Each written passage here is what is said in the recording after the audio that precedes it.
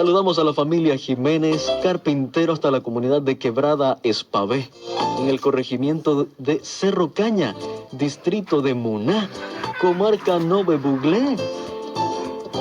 Les pedimos que nos tengan en sus oraciones, claro que sí. Vamos a estar orando por la familia Jiménez Carpintero, a quienes le decimos a la comunidad de Espavé, el corregimiento Cerro Caña, distrito de Muná, como Cuindego, Camorogo. Les deseamos Cuindego para todos ustedes.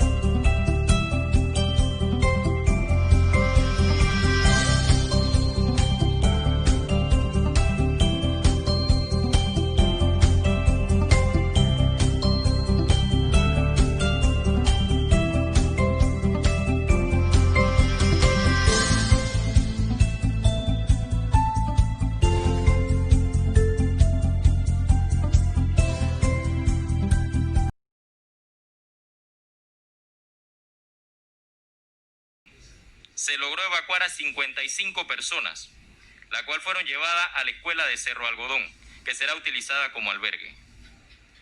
A medida de prevención, ya que dicho punto se mantiene un deslizamiento considerable, comprometiendo a 8 viviendas. Cabe resaltar que esta decisión se toma gracias a una evaluación que efectuó el personal de geógrafos e ingeniería. Esta es una acción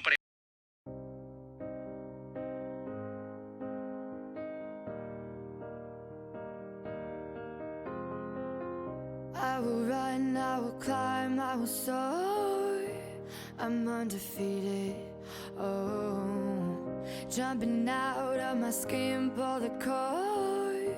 Yeah, I believe it. Oh, the